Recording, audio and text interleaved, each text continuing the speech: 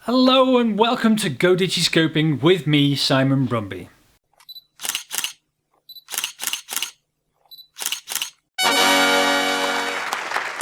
Over the years I've been asked on many occasions about tripods and tripod heads. I had the opportunity at Bird Fair to speak with Mark Hoskins. Mark Hoskins has been in the tripod business for many years, both for Manfrotto and now working for Benro. So let's go and have a word with him and see what he has to say. Welcome to last day of Bird Fair, and you're here on the Benro stall with Mark Hoskins. Hello. And we'll just talk a little bit about tripods. I'm quite often asked, choice of tripods, what goes into choosing your tripods, what's the difference between, for instance, carbon fibre and alloys, and so, you know, obviously, literally you're the man for this, so over to you. Okay, well, choosing a tripod is normally always a compromise. And it's a compromise usually between portability and stability. So I think everyone understands that a tripod is all about stability, and stable tripods are big heavy tripods. The problem is that not everyone always wants to carry a big heavy tripod. Yeah, absolutely. So generally a big alloy tripod will be more sturdy than its more expensive lightweight equivalent, making carbon fibre.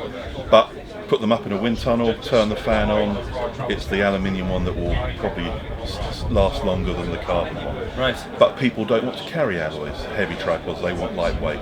Yeah.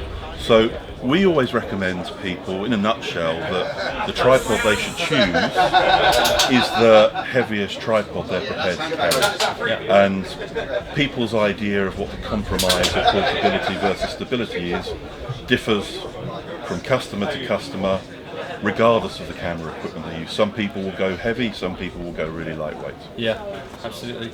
Yeah, I know, and also to be said, the difference between sort of alloys and carbon fibres in the winter, it's where a lot of birders are carrying these things around on the back, and the alloy tripods will literally give you frostbite in some cases. You know, that's yeah, obviously alloy conducts temperature, hot and cold. All of our tripods come with at least one foam grip on them, so in the winter you've got that. Gloves can be a bit awkward. I know people do use gloves, but operating fine controls on cameras and scopes can also be difficult. But no, we do foam grips, and we know people often modify their tripods with pipe lagging and bespoke grips. Yeah. But yeah, we always put a foam grip on there so they've got something that's mean they're not going to have that Dumb and Dumber moment of lifting the ski lift and getting their tongue stuck. Yeah, I've not seen it happen, but it could happen, yeah. So this one here, for instance, this is a 1, 2, 3, this is a 4-section leg. So what's the preference of a 4-section leg over, say, a 3-section leg? The benefit of 4-section is that when it's folded up, it folds up shorter than a 3-section.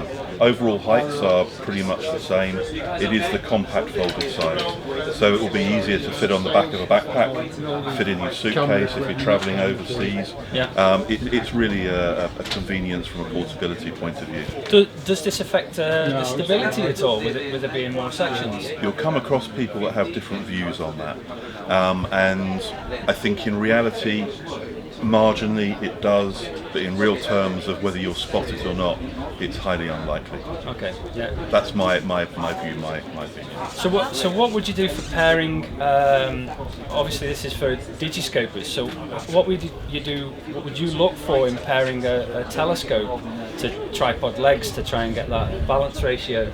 And obviously, it's important that the head is suited to the weight capacity of the head is suited to the weight capacity of the legs.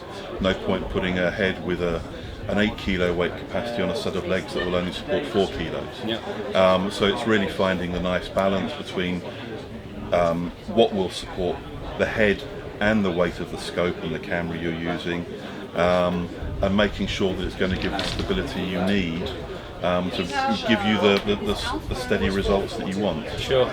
So in general, go as large as you can possibly afford / carry.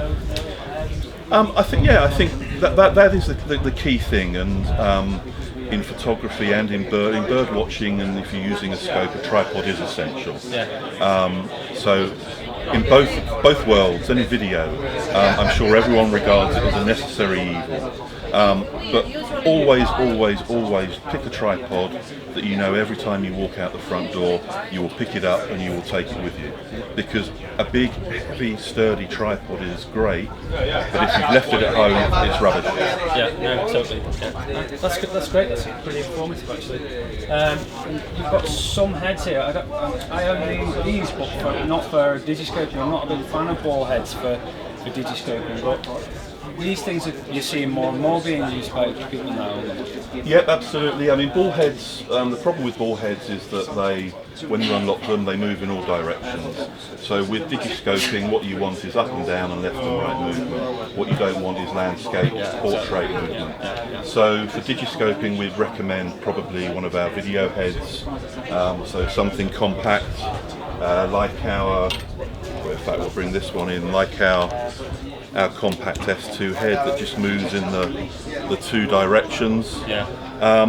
But as you say, more and more people are now using gimbals, which are really designed for long lens use. Yeah. But we're seeing that they work equally as well now with the larger, and spotting scopes seem to be getting larger. Obviously, as people try and improve light gathering and optical quality. Yeah. So yeah, gimbals are becoming a good way of doing it. And this is our new GH5C. It weighs literally just over a kilo and will support up to 30 kilos if you can find a scope that big. 30 kilos, yeah. But if you are using a big scope and you're using a full frame DSLR for Digiscoping, this is really the best option scope. Probably fill both of your interests then. Absolutely, yeah. Interests, yeah. Okay, yeah. So my personal experience is I have a preference for the video heads, as you said. I mean, this kind of thing, but then somewhat more robust. What about maintenance for these things? What's birders take stuff out in all kinds of weathers and. Yeah, we can give a tripod to a bird watcher for 6 weeks and it will come back sort of 6 years advanced life tested. We always recommend routine maintenance, non-legs. That's a case of keeping the tubes clean. I recommend baby wipes, makeup remover wipes. They're quick and simple. You throw them away after you finish. Environmentally friendly with hindsight, but you can get recyclable ones. What you don't want to do is apply polishes to your tripod legs to keep them clean, because polishes build up layers. Yeah. Layers in effect make the tube ultimately wider, and then they stick. Okay. So what you find to do is find something that will take the grease off the tubes. Okay. Our twist leg locks are dead simple to take apart, so you can get in and clean the threads if you spent the day on the beach or sandy environment, whatever, dusty environment. And we'd always recommend that every now and again, if things start to feel a bit grindy, take it out, give it a clean, brush the sand out. Again, give it a wipe down and whatever. Heads are a bit more complicated. I mean, we'd always recommend, if you can, making sure the top platform is clean. And obviously, equally making sure the underside of your camera or your scope is clean. Because again, build up of muck there can affect it and cause things to twist. Okay. But really, common sense, I think, applies. If you've got your tripod filthy, dirty, wet, muddy, don't just fold it up, put it in the boot of the car and come back 3 weeks later expecting it to be okay. Sure. Get an old towel, dry it down, put it somewhere where it can stand and dry out, and then you can look at the more detailed side of maintenance after that. If you're using a tripod with lever leg locks, and some of our video tripods do that, I always recommend go and buy yourself a decent paintbrush, they're not expensive, and use them to get into the nooks and crannies to stub dust and sand out. Sure, that will all help. Yeah, nice tip. Yeah, thanks. Okay, I think that just about covers everything. I think we'll leave it there. Thank you very much, Mark. No problem, thank you very much. Mate. Thanks again, Mark, for taking the time out to speak with us, and thank you a lot for tuning in. If you want to find any more material, please go to the following links. Don't forget to subscribe, like and share. Thanks very much, guys. See you soon.